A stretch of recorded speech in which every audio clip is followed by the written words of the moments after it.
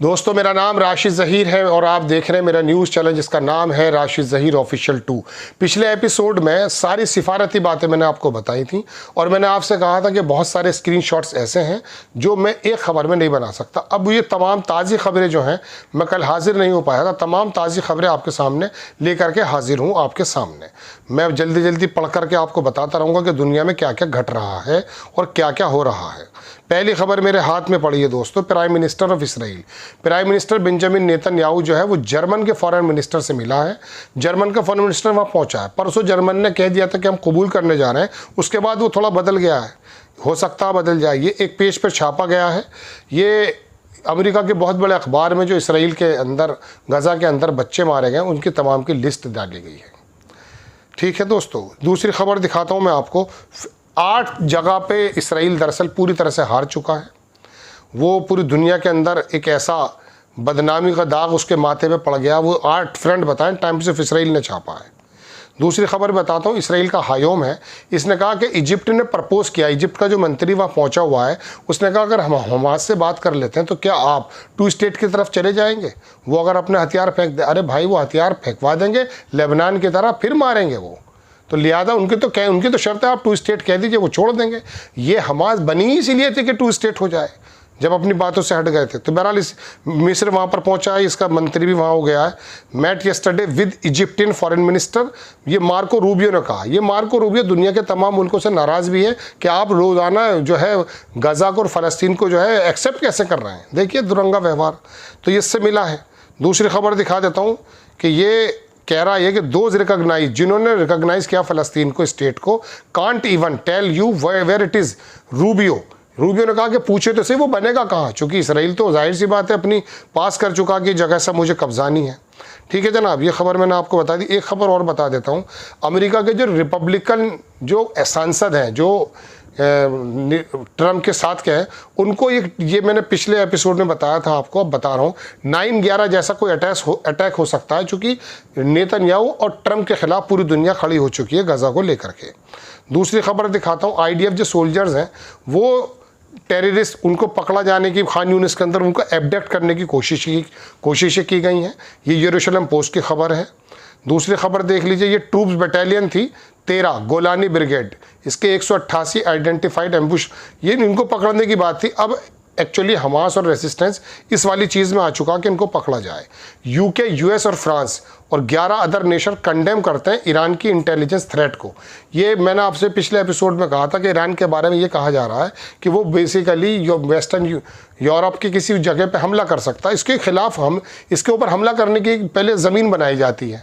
Turkey ने भी, Russia ने भी दरअसल ईरान को ये कहा है कि आप थोड़ा रुकिए, चूँकि आपके ऊपर माहौल बना करके, इल्ज़ाम लगा करके हमला किया जा सकता है। अल जज़ीरा ने भी इसी खबर को छापा जो मैं आपसे बता रहा हूँ।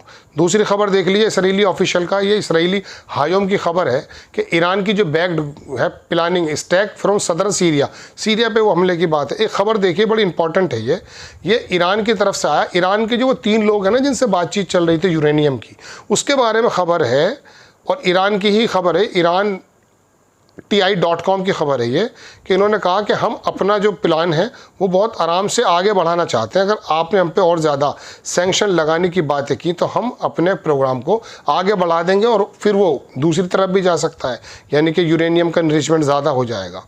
ईरान की जो रिवोल्यूशनरी गार्ड्स हैं उन्होंने ये वॉर्न किया है बैटलफील्ड इसराइल को लेकर के, अगर इस बार आपने ऐसा किया तो आपको जवाब दिया जाएगा। चाइना जो है कंटिन्यू कर रहा इम्पोर्ट ईरानियन यूजिंग अभी डार्क फ्लीट, मैंने आपको पिछले एपिसोड में बताया था। आप देख सकते हैं कि किस तरह से तेल लेकर के हथियारों का आवागमन ईरान के अंदर हो चुका है। ये खबर मैंने आपको बता दी। एक खबर मैं आपको और दिखाता हूँ दोस्तों, ये दरअसल हिंदू की खबर है, वैसे भारत के मुताल्लिक है ये तो, खैर ये भी छोड़ दीजिए, इसको भी छोड़ दीजिए। एक खबर देखिए I-24 की, ये है wishing to Gaza and war. ये ट्रम्प कह रहा है, Trump is losing patience with Netanyahu. एक तरफ तो ट्रम्प की बात ये आ रही है कि वो नेतन्याहू के साथ जो है किसी तरीके से यकीन खोता जा रहा है और वो कहता है ये लड़ाई ख़त्म हो जाए, लेकिन दूसरा रवैया भी आपको दिखाई दे जाएगा। आप देखें ट्रम्प कन्विंस्ड हो चुका है, ये टाइम्स ऑफ इसराइल की खबर है कि नेतन्याहू प्रोलॉन्गिंग गाजा वार पॉलिटिकल रीज़न। ये ट्रम्प कन्विंस हो गया है नेतन्याहू से कि ये जो लड़ाई को आगे बढ़ा रहा है वो, ये बात पहले भी कह चुका है।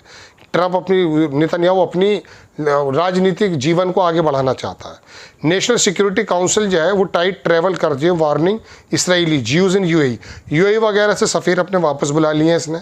Israel does not bear sole responsibility for starvation in Gaza, ये यरूशलेम पोस्ट की खबर है। अमेरिका की तरफ से इल्ज़ामात ये हैं कि आप इस जिम्मेदारी से भाग नहीं सकते। अमेरिका का कहना कि तुमने इस काम को किया, चूँकि अमेरिका पे भी उल्टे इल्ज़ाम लगने लगे थे। King has no god Netanyahu, ये देखिए यरूशलेम पोस्ट है कि किंग हैज़, नेतन्याहू कोई अपने पास कोई गॉड नहीं रखता है। Netanyahu lost the right to rule in his lust of power opinion, ये तज्जिए निकल के आ रहे हैं कि नेतन्याहू किस प्रकार से इस लड़ाई को आगे अपने पर्सनल मफाद के लिए करना चाहता है। यरूशलेम पोस्ट की खबर देखें कि ट्रम्प यकीन करता है कि Netanyahu is prolonging Gaza war, political reason US official claim, ये मैं अभी आपको बताई भी थी, यरूशलेम पोस्ट ने छापा है। टाइम्स ऑफ इसराइल की खबर देखें, नो मोर पार्शियल डील्स, अब कोई पार्शियल डील्स नहीं है, ऑफिशियल ने बताया इसराइल के। US now back comprehensive plan for the Gaza, अब अमेरिका का नया रूप आता है। मैंने आपसे कहा 3 दिन से वहाँ विटकॉफ मौजूद है कि ये पार्शियल डील नहीं चलेंगी, अब कोई कंप्रहेंसिव प्लान रखिए जिसमें गाजा के अंदर ही काम हो जाए। हालांकि गाजा के अंदर यूरोप के मुल्क कर चुके हैं, वो गेट खुल चुके हैं। दुनिया के अंदर अकेला घिरता देख उसने खोल दिए गेट। वो ऐड कितनी पहुंच पा रही है मैंने आपको बता दिया कि वह डकैत हैं, वो लोग उन्हीं को मार रहे हैं, सही से ऐड मिल नहीं पा रही है।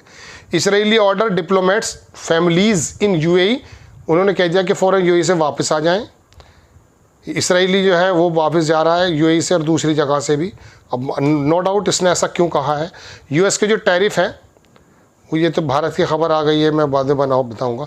चाइना जो है उसको छोड़ दीजिए, स्विट्ज़रलैंड की खबर थी ये। दोस्तों ये एक खबर देख लीजिए, पाकिस्तान, ये भी सारी टैरिफ की खबरें असल में पूरी दुनिया में छाए हुए समय ट्रम्प साहब टैरिफ को लेकर के, लेकिन मैं तो सिर्फ आपको थोड़ा सा इसी तरफ को मरकूज़ करना चाहता हूँ कि दुनिया में क्या क्या चल रहा है गाज़ा को लेकर के। तो दोस्तों मैंने पिछले तमाम उसमें खबरें आपको बताई। अब ट्रम्प की बात देखें, बहुत बड़ी खबर मैं आपको देने जा रहा हूँ। ट्रम्प का जो स्पेशल इन्वॉय है Witkoff, ambassador Huckabee had Gaza after productive meeting with Netanyahu over aid, ये मैं आपको पिछले एपिसोड में बताया कि इसकी मीटिंग हुई है और ह्यूमैनिटेरियन एड के बारे में हुई, लेकिन अभी कोई इसी प्रकार का कोई वो नहीं आया। इफ़ दूसरी खबर देख लीजिए, अलमायादीन है ये, इफ़ कंपनीज, एक बहुत बड़ी खबर मेरे जहन से निकल गई है रशिया और अमेरिका के बीच में, वो भी आने वाली, वो भी दिखाऊंगा आपको। If companies don't end cooperation with the Israeli ports their vessels, ये बात चल रही है दोस्तों ह्यूमैनिटेरियन कोऑर्डिनेशन के बारे में कि यमन ने ये कह दिया कि नोटिस कह दिया कि उन शिप्स और उन तमाम ऑनर्स जो हैं इनके कि आप लोग अगर इस तरह से इंगेज होंगे इसराइल पर पोर्ट्स पर तो हम आपके ऊपर हमला कर देंगे। ठीक है, दूसरी खबर देखिए आप, ये हमास की तरफ से खबर आई है, हमास ने एफर्म किया readiness to immediately re engage in Gaza ceasefire negotiation if aid reach those need famine is the resolve, अगर उन लोगों के पास खाना पहुंच रहा है जो समय मुस्तहिक हैं तो वो लोग बातचीत करना चाहते हैं। हमास ने ये बात भी कही है, हालांकि वो मैंने आपको बताया कि वो विटकॉफ से मिलने को उन्होंने मना कर दिया। स्लोवेनिया है जिन्होंने ये इशू कर दिया कि फुल बैन, जो इसराइल के साथ कोई ट्रेड नहीं होगा और इसराइल पर जो है किसी भी प्रकार का हथियारों का आगमन नहीं होगा। ये दुनिया से भी उन्होंने कहा कि दुनिया में जहाँ कहीं भी इसराइल का जितने भी एसेट है उसको मुंजमद कर दिया जाए, फ्रीज कर दिया जाए। यूएस की जो सेनेट है उसने रिजेक्ट कर दिए बिड टू हॉल्ट, ये अमेरिका की जो सेनेट है ना उसने कह दिया, वो बिल लेकर आया गया था कि इसराइल को वो दिया जाए या नहीं, क्या कहते हैं हथियार वगैरह, उसको मुस्तरद कर दिया जाए कि दिया जाए। अब इसी से पता चल जाएगा आपको इनका दुरंगा व्यवहार। ये मार्को रूबियो की खबर है। मार्को रूबियो जो है बहुत ज़्यादा एंग्री है किन लोगों से जो काउंटर पार्ट्स हैं जो रिकॉग्नाइज़ कर रहे हैं फ़लस्तीन को, ये भी मैं आपको बता ही चुका हूँ खबर। दूसरी खबर देख लें, इसराइल ने रिजेक्ट कर दिया है हमास की डिमांड रिलीज़ लीविंग, ये तो चल कल की खबर थी, इसको छोड़ दीजिए, ज़्यादा ही पुरानी हो जाती हैं। ट्रम्प का जो एडमिनिस्ट्रेशन है उसने इशू की एक strong warning UK prime minister को कि आप जो हैं ये टारगेट कर रहे हैं American tech firms in push for the censorship. ये दरअसल जब से स्टारमर ने थोड़ा सा ये जाहिर किया है कि हम कुछ ना कुछ थोड़ा सा आपको रिलीफ पहुंचा सकते हैं, उसी वक्त से ये लोग नाराज़ हो गए। एक ख़बर बड़ी इंपॉर्टेंट थी, वो मैं दिखाना चाहता हूँ। ये रशिया का जो मैं बताना चाह रहा था कि वो पुतिन का नाम लेके तो कुछ काम कर नहीं पा रहे हैं वो, लेकिन जो रशिया का साबिक प्राइम राष्ट्रपति है मेदवेदेव, ये बहुत करीबी दोस्त भी है पुतिन को, उसको लेकर के एक धमकी दी जाती है। पहले खबर ये देख लीजिए अलमायादीन की कि 162 पीपल इंक्लूडिंग 92 चिल्ड्रन ये 92 चिल्ड्रन बच्चे हैं और 162 टोटल लोग हैं जो इसराइल के अंदर भूख से और उससे मारे जा चुके हैं अभी तक। ये मैं आपको बताना चाहता हूँ। दूसरी खबर देख लीजिए, ट्रम्प का जो एक ये है वो खबर, ट्रम्प ने ऑर्डर दे दिए हैं डिप्लॉय करने के लिए 2 न्यूक्लियर सबमराइन्स। सबसे इंपॉर्टेंट खबर, कहाँ पर? रशिया के आसपास, in appropriate regions in respect to Russia. President Donald Trump ने कहा कि शनि यानी कि शुक्रवार को कि उन्होंने डिप्लॉय कर दिए 2 न्यूक्लियर सबमराइन और पोजीशन रशिया के आसपास। ऑफिशियल डेमिट्री मेदवेदेव को ये जवाब दिया गया है। ट्रुथ सोशल पे ट्रम्प ने कहा कि based on highly proactive statement former president of Russia Dmitry Medvedev ने कह दिया था कि ईरान और आप इसे ये ना समझिए, अगर आप हमें फ़लस्तीन या अब ईरान समझ रहे हैं, ऐसा नहीं है, हम लोग कुछ और है। तो इसके ये डायरेक्ट फाइट चल गई है, अब ये वहाँ पर जाने की बात चल रही है। चलिए, उसने अपनी 2 न्यूक्लियर सबमराइन वहाँ पे डिप्लॉय कर दिए। हालांकि दुनिया के मद्देनज़र बहुत बड़ी खबर है ये। यमन ने मिसाइल लॉन्च कर दिए दोस्तों। और एक ख़बर और दिखा देता हूँ, उसके बाद में इस एपिसोड को बंद कर दूंगा, क्योंकि 2 एपिसोड आज हो गए हैं। जो लोग इसको देख रहे हैं वो पूरा पहला एपिसोड ज़रूर देखें, क्योंकि इससे जुड़ा हुआ है वो तमाम का तमाम। क्योंकि उसमें मैंने सिर्फ सिफारती खबरें बताई हैं, इसके अंदर जो ज़रूरी खबरें हैं वो मैंने आपको सिर्फ इसलिए बता दी हैं। ठीक, इंशाल्लाह नेक्स्ट टाइम किसी खबर के साथ हाजिर होता हूँ। आपसे गुजारिश, चैनल को आगे बढ़ाएँ। जय हिंद।